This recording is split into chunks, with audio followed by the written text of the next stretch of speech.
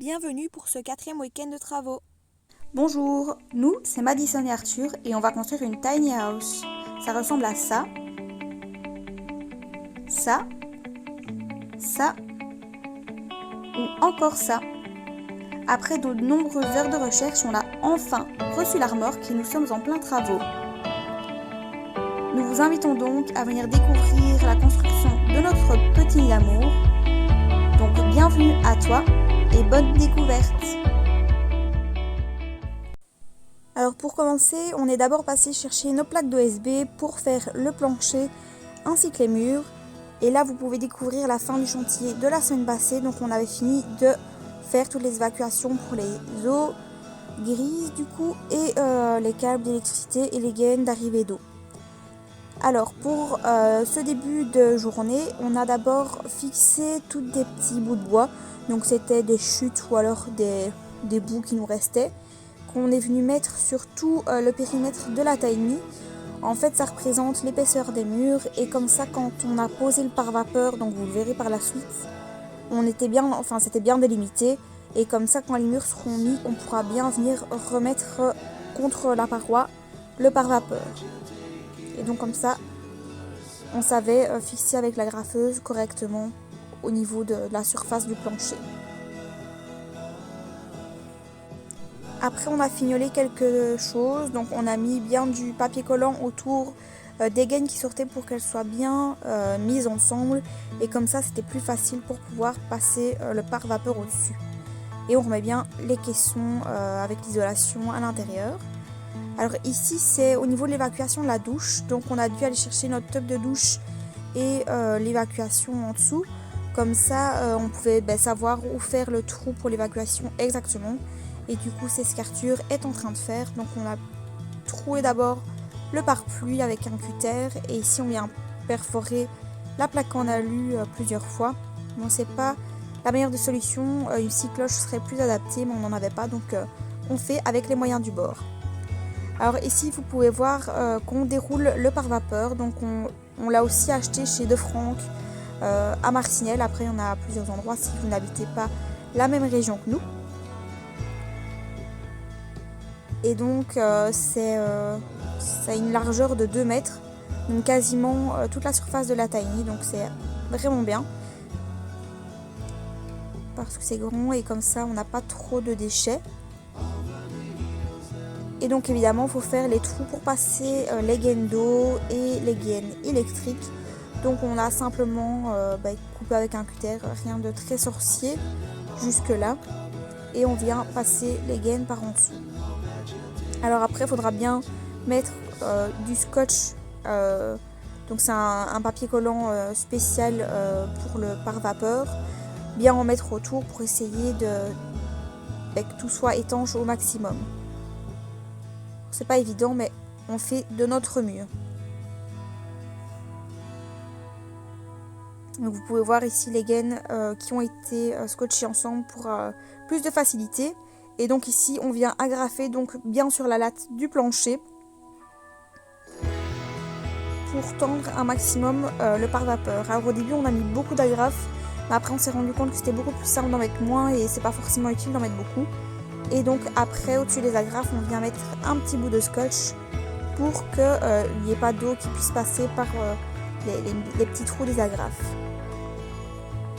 Alors une fois qu'on a posé les 2 bancs donc, de pare-vapeur, comme la remorque fait 2,20 m de large, on a dû le faire en 2 fois. On vient mettre une bande de papier collant pour le pare-vapeur sur toute la longueur, donc sur les 7,20 m. Donc on essaie de faire ça un maximum au mieux et que les 2 pare-vapeurs soient bien à plat pour avoir un minimum de pli.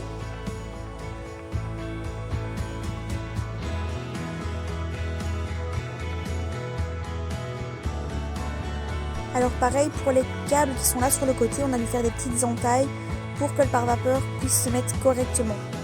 Il ne faut pas avoir trop peur, comme ça va revenir dans les murs, il n'y aura aucun souci pour l'étanchéité.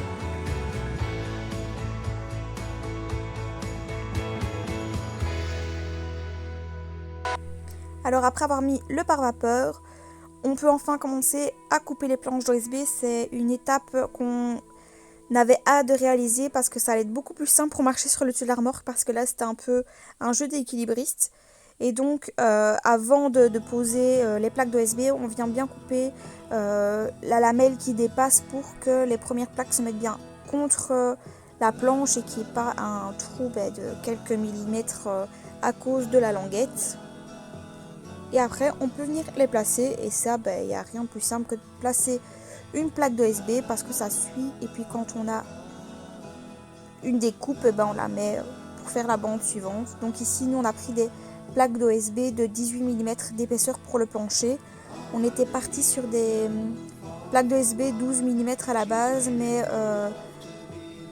on a de la famille qui nous l'a vraiment déconseillé parce que le plancher risquait de se laisser aller et de creuser un peu. Donc on a préféré l'écouter et mettre du 18. Donc elles viennent aussi de chez De Franck. Donc c'est des magasins qui sont spécialisés pour des constructeurs. Et ils n'ont pas l'habitude de voir des particuliers, mais au niveau des prix, il y a vraiment une différence que par rapport aux bricots ou aux grands magasins de bricolage qu'on peut trouver. Même avec leurs promos, ils n'arrivent pas au même prix. Donc c'est un conseil que je vous donne. Essayez d'aller dans des magasins spécialisés dans la construction. Et pas pour un grand public. Alors on a eu beaucoup de visites ce week-end. C'était assez gai. D'ailleurs, on avait fait du vin chaud. Ça a permis de nous réchauffer un peu parce qu'il commence à faire vraiment froid. Et puis on n'a pas le droit au marché Noël cette année malheureusement. Donc on fait venir le marché Noël à nous. Donc santé sur ce.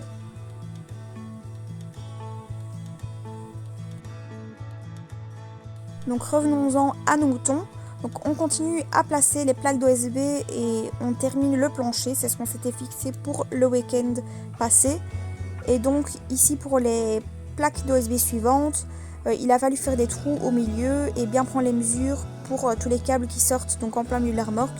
C'est les câbles qui iront dans le coffret électrique.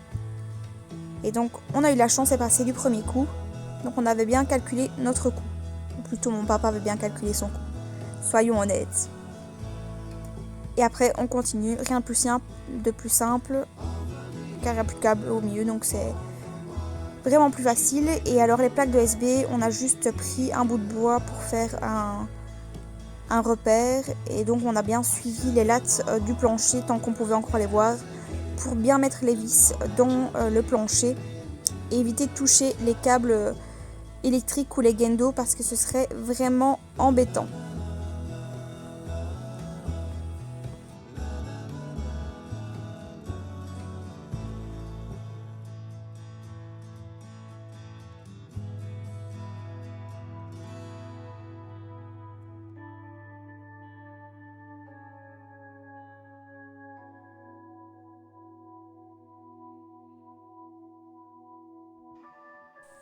Une fois que les bois qu'on a mis pour faire le périmètre ne sont plus utiles, on peut les enlever et comme ça on voit l'espace pour venir mettre les murs après parce que c'est la prochaine étape après le plancher où on commence à faire l'ossature des murs.